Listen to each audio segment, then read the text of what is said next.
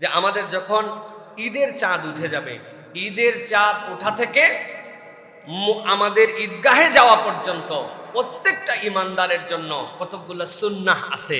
আমরা কি কেবলমাত্র ঈদগাহে নিজেদের মতো করে যেতে চাই, নাকি আমরা ঈদগাহে এমন ভাবে যেতে চাই যেভাবে রাসূলুল্লাহ সাল্লাল্লাহু আলাইহি ওয়াসাল্লাম ঈদগাহে যেতেন? চাই আমরা নবীর তরিকায় চাই আমরা? যদি আমরা রাসূলুল্লাহ সাল্লাল্লাহু আলাইহি ওয়াসাল্লাম যেভাবে ঈদগাহে গেছেন আমরা তাহলে কতগুলি কাজ করতে পারি। এর এক নম্বর হচ্ছে যে চাঁদ যখন উঠবে ঈদের শাওয়ালের, এই চাঁদ দেখতে যাওয়া। টিভির মধ্যে তো অমন রমজানের ওই রোজা শেষে এইটা দেখলে বুঝি যে আমরা চাঁদ উঠে গেছে, আমরা টিভিতে চাঁদ দেখি না। আপনি একটুখানি মাঠে গেছেন, ছাদের উপরে উঠছেন, একটু ডানে বামে তাকাইছেন, আবহাওয়া ভালো কি খারাপ, তারপরেও একটু দেখার চেষ্টা করছেন। এই চাঁদ দেখার প্রচেষ্টাটাই স্বয়ং একটা ইবাদত। আর যেই না চাঁদ দেখছেন সাথে সাথে পড়ছেন আল্লাহু আকবার, আল্লাহুম্মা হিল্লাহু আলাইনা বিল আমনি ওয়াল ঈমান ওয়াস সালামাতি ওয়াল ইসলাম ওয়াত তাওফিক লিমা ইউহিব্বু রাব্বুনা ওয়া রাব্বুকাল্লাহ।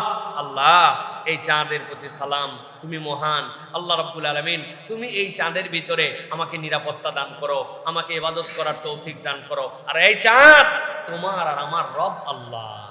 এইটা বলা প্রথম আমল। এটা বাচ্চা কাচ্চাকে সাথে নিয়ে যাবেন, একটু করে বলার জন্য চেষ্টা করবেন। এটা গেল এক নম্বর। দুই নম্বরে ঈদের আগের রাত থেকে এরপরে ঈদে যাওয়া পর্যন্ত আমাদের যেটা কতগুলো সুন্নাত, এর একটা হচ্ছে তাকবীর বলা। আল্লাহ কোরআনে বলছেন ওয়ালি তুকমিলুল ইদ্দাতা ওয়ালি তুকাব্বিরুল্লাহ আলা মা হাদাকুম ওয়া লাআল্লাকুম তাশকুরুন।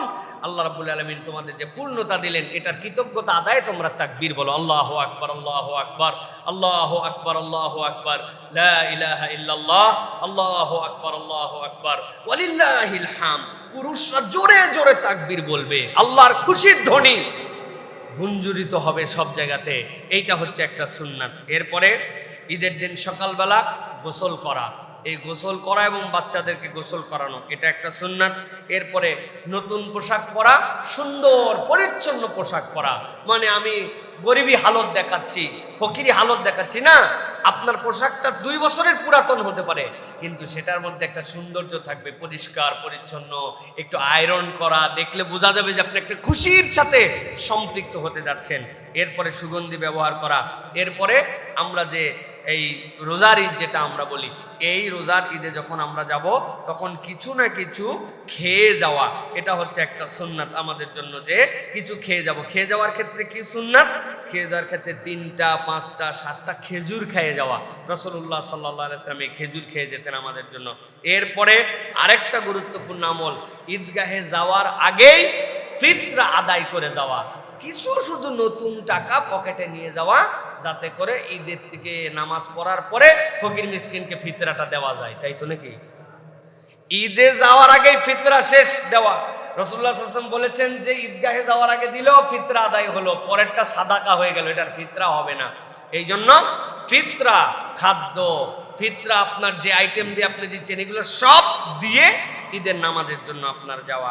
এরপরে এক রাস্তা দিয়ে যাওয়া, ভিন্ন রাস্তা দিয়ে আসা, রাস্তা পরিবর্তন করা রাসূল সাল্লাল্লাহু আলাইহি ওয়াসাল্লামের সুন্নাত। সর্বশেষ সুযোগ থাকলে প্রশস্ত মাঠে, বড় মাঠের মধ্যে ঈদের সালাত আদায় করা। আমাদের কমিউনিটিগুলোতে আমরা এখন মসজিদে মসজিদে আমরা ঈদের সালাত আদায় করি। মসজিদে আদায় হয়ে যাবে কেউ যদি সালাত আদায় করে, কিন্তু রাসূলুল্লাহ সাল্লাল্লাহু আলাইহি ওয়াসাল্লামের সুন্নাত এইটা ছিল না। সর্বশেষ যেটা, একজন আরেকজনকে ঈদের শুভেচ্ছা জানানো, তাকাব্বালাল্লাহু মিন্না ওয়া মিনকুম। এরপরে ঈদ মুবারক, মানুষকে আপনি ঈদের শুভেচ্ছা জানাবেন, তবে সুন্নাহ তাকাব্বালাল্লাহু মিন্না ওয়া মিনকুম। এরপরে তাদেরকে ঈদ মুবারক বলেন, ঈদের শুভেচ্ছা বলেন, তাদেরকে আপনি আপনার ভাষায় বলেন, কোনো অসুবিধা নাই, কিন্তু এই শুভেচ্ছা জানানো। সুতরাং এই কাজগুলো যদি আমরা করি, দেখবেন এগুলো ম্যাক্সিমাম কাজে আমরা করি। গোসল আমরা করি, সুগন্ধি আমরা লাগাই, নতুন জামা কাপড় পরি, শুধু 2-3টা জিনিস করি না। এর মধ্যে এক রাস্তায় যাওয়ার সুযোগ থাকে না, আরেক রাস্তায় ফিরি, এইটা আমরা করি না। তাকবীরটা জোরে জোরে আমরা অনেক সময় বলি না, এইগুলো আমাদের মধ্যে নাই। চাঁদটা দেখার জন্য যে আগ্রহ ছিল ওইটা নাই। তাকাব্বালাল্লাহু মিন্না ওয়া মিনকুম এটা তো জানি না।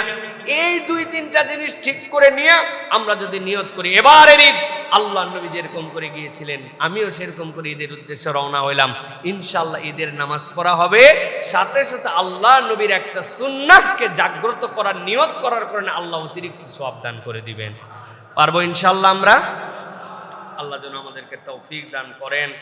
আল্লাহ রাব্বুল আলামিন যেন আমাদের সকলকে এই আমলগুলি করার মতো যোগ্যতা, আল্লাহ রাব্বুল আলামিন যেন যেভাবে ঈদের দিনে যে আমাদেরকে ক্ষমামুক্ত জিন্দেগি আল্লাহ রাব্বুল আলামিন তার সাহাবায়ে কেরামকে, আম্বিয়া আলাইহিস সালামকে দান করেছেন, আল্লাহ যেন সেরকম আমাদেরকেও দান করেন। আল্লাহ রাব্বুল আলামিন আমাদের সকলের মনের নেক মাকাসেদগুলো পূরণ করে দেন।